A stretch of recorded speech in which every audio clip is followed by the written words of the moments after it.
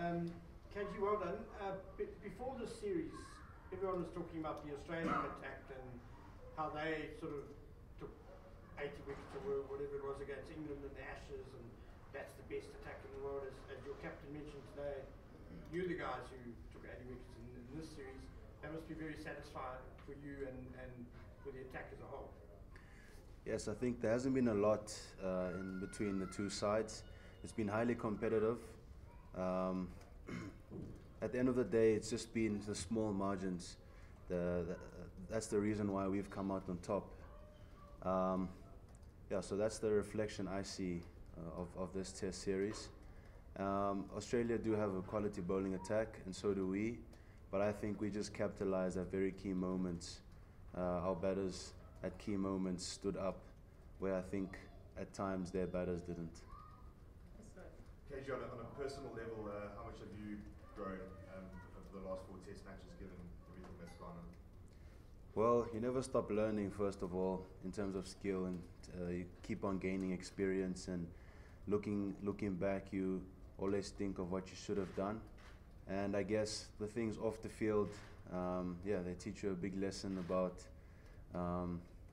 yeah, just moving forward, really, because if that's how things are going to be,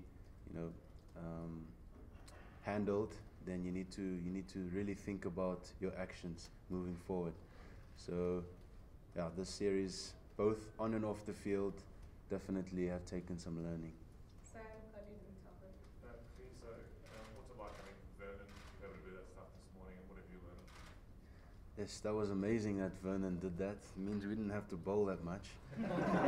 So as soon as he got that wicket, I was chuffed, and he just kept getting them out. So I've seen him do it a lot of times. All of us here have seen him do it a lot of times. And today was another exhibition that he's shown all of us. Yeah, I've learned a lot from him. He's a genius at what he does. He keeps it so simple. I think he willingly does what he wants with the ball, but keeping it very simple. That's the reason why the commentators have been calling him the surgeon. So yeah, I've learned a lot from him, and I think the learning never stops, as I said earlier. KG, you've spoken before about your friendship with Pat Cummins. How is that competitive nature between the two of you fired you up to really perform in this series? I don't think that took center stage. I think it's just bragging rights. I got one more wicket than him. Yeah, so I'll be letting him know that later.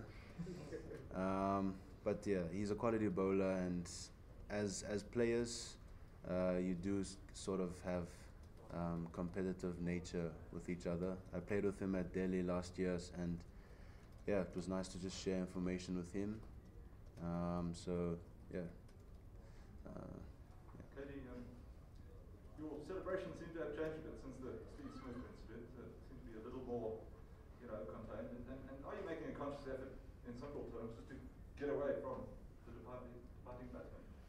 I don't think I always celebrate like how I did against Steve Smith. I think it's just what's in the moment. And at times I just celebrate and give it a casual celebration. But I am truly happy, essentially happy.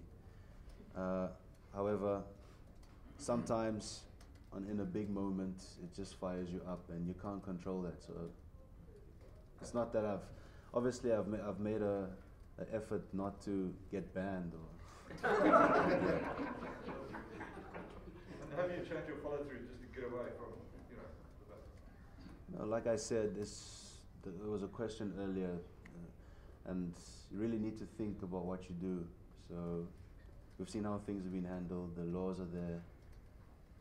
In the moment, if a passionate celebration is to come out, then you need to really think about what you're doing. Ines, Lungani, and Rob. KG, you said you feel a bit fatigued now. You're still young. How important is it to manage that workload, and how can you manage that workload to ensure that you have a long career? Yeah, well, to be honest, right now I don't have answers. It's something that I have to think about. I have to have some time off and plan moving forward. But it is very important, because you ultimately want to play for 10 to 15 years, and you're going to have some sort of plan. Can't just drift through it. Is that something you're concerned about, maybe backing up early? I guess it's a red flag. You know, you don't want that stuff. You want to prevent things like that because you want to do well. So that's one of the challenges that you are faced with as a player, to make sure that everything goes as planned, as you would like it to go. KG, you took obviously 23 wickets in the series, but was there one that you enjoyed more than most, where you felt it impacted a match or a series more than another, perhaps?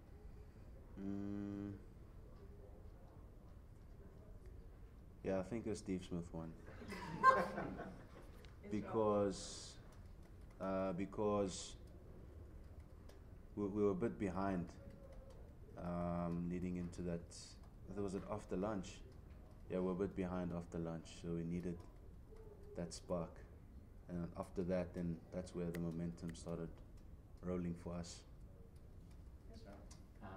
Just wanted to get your take on how the change in behaviour from Australia, the change in approach to this test is, what have you made of it, and has it affected how you view them at all, like in the conversations that will happen now when you have a drink with them? Will it change anything? I don't know. I don't know how they want to play their cricket. They can play their cricket however they want to. I'm not here to tell them how to play their cricket. They've always been competitive. They're a good nation to play against. You know you're going to be tested. So I guess the decision is with them, how they want to play. After what's happened, we'll see what happens. As Faf said, time will tell. Yeah.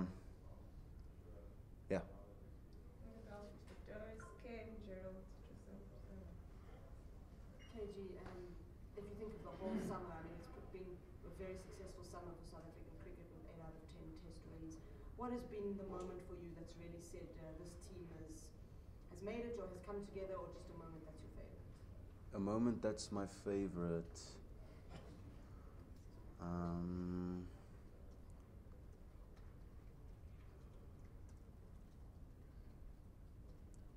I guess as a team, after we lost in Durban, it would have been so easy for us to disintegrate and not be connected.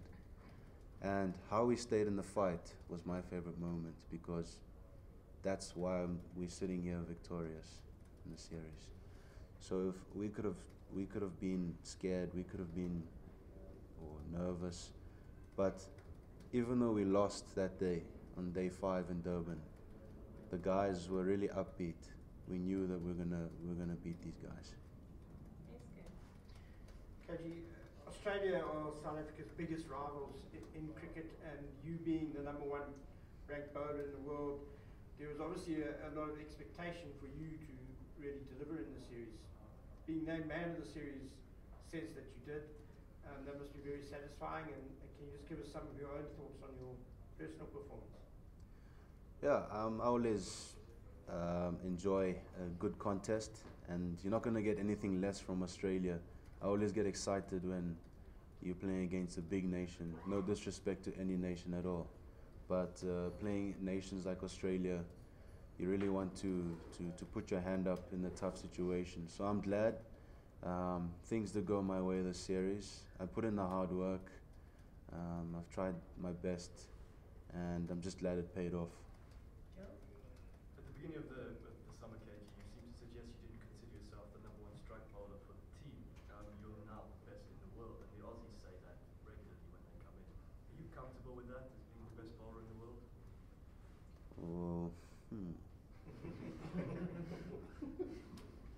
Am I comfortable with it? Well, yes, I am, because I wanted to be the best. I wanted to be the best when I started playing the game.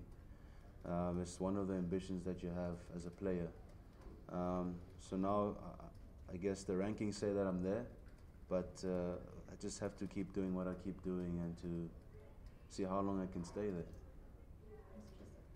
That's now won 6 out of 7 series since he was captain, and you've been along for most of that. Do you feel like his influence as a leader has grown over that time? And what are some of the characteristics of does that's really helped you guys?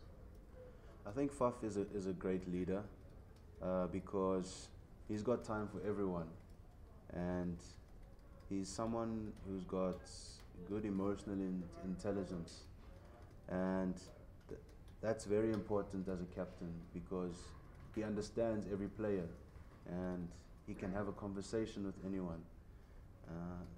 And when you understand people, I guess that's when you can know what gets them going. And he's a very fair guy, and he's very honest, and not biasly honest. He is logically honest. So all these results are not a coincidence. I think he's done a great job. Thank you very much, everybody. Thank you. Thank you very much for the summer.